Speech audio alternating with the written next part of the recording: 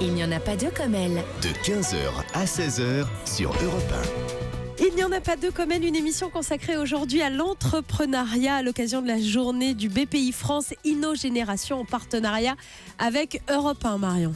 Et justement, puisqu'on parle d'Europe 1, j'accueille Benjamin Muller. Bonjour Marion, Bonjour Benjamin. à tous. C'est le lancement le plus foireux de l'année, je crois. Puisqu'on parle d'Europe 1, ouais.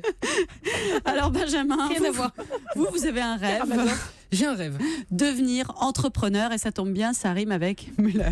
avec Benjamin Muller. Bon, allez, on va essayer d'être C'est une sérieux. catastrophe aujourd'hui. Coupez-lui son micro. Alors écoutez, Anissa, je vais vous parler à vous. Oui, Moi, parlez-moi. Anissa, Parlez-moi. je voue effectivement une admiration sans limite à vous, aux entrepreneurs, qu'ils soient jeunes ou pas. D'ailleurs, pour une chose toute simple qui les caractérise, c'est qu'ils osent prendre des risques. Un entrepreneur, c'est avant tout quelqu'un qui a une idée et qui a le courage d'aller au bout de son idée. Parce que bon, moi, des idées de création de boîte, j'en ai plein, énormément, mais je sais pas. Il y a un petit quelque chose qui m'empêche de me lancer Totem latéralement. peut-être. Non, je dirais que ça s'appelle le bon sens, qui fait que je n'y vais pas. Et pourtant, c'est pas parce qu'une idée paraît débile, comme ça, sur le papier, que ça ne fera pas l'idée du siècle. Exemple, Facebook, pour prendre quelque chose qui parle à tout le monde. Mark Zuckerberg en a un peu marre d'être célibataire et de rencontrer aucune fille dans son université. Alors il se dit, tiens, je vais créer un site où on peut comparer les nanas, on va prendre le trombinoscope de l'école, mettre toutes les photos et on verra si les élèves ont envie de cliquer et de voter pour laquelle est la plus belle.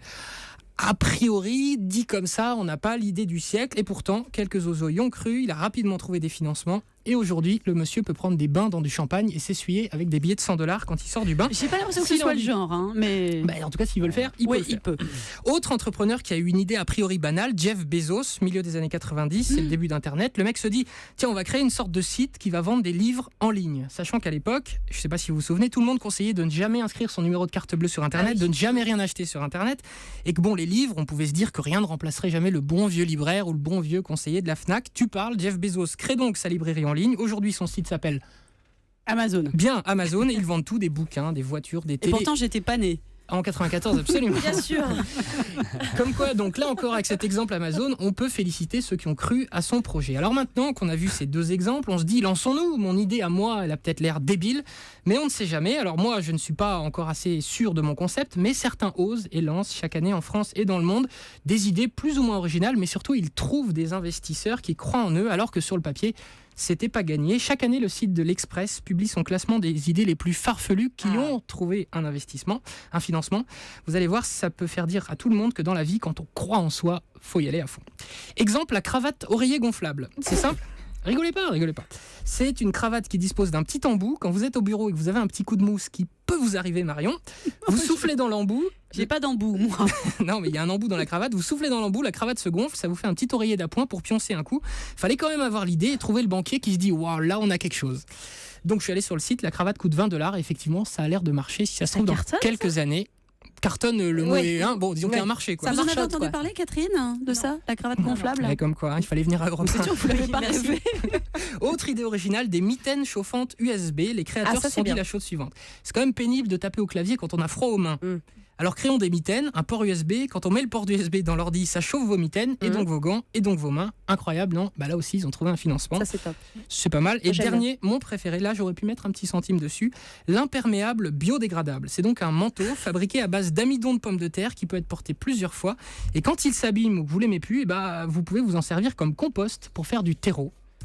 C'est ce qui est super pour son potager. Tout cela est véridique et là aussi ça a été financé. Ouais. Bon, je vous sens sceptique, mais Je préfère bon. les mitaines, mais bon. Je préfère les mitaines aussi. Du coup, je vois ça et je me dis, mais mes idées à côté de ça, elles sont pas si débiles. Je vais peut-être aller prendre rendez-vous à ma banque. On ne sait jamais. Mais j'ai une question à tous les deux. Le vrai secret, selon vous, pour trouver un financement, c'est l'idée ou la manière de présenter cette idée au banquier? Catherine Léger-Jarniou. Je dirais ni l'un ni l'autre, c'est Ah. vous d'abord. Le banquier, alors, pour être très clair, je vais me mettre à dos évidemment tous les banquiers. Allez-y, Mais- allez-y, parce que moi j'en ai des anecdotes de banquiers qui ont Voilà, refusé mais des bonnes les idées. banquiers n'ont pas pour métier de financer la création de l'entreprise. Voilà. Il y a d'autres sources de financement, il y a tous les business angels, il y a tout le crowdfunding maintenant qui existe. Après, quand ça marche, effectivement, quand Damien maintenant va voir son banquier, il a le tapis rouge et oui. il peut avoir tout ce qu'il veut.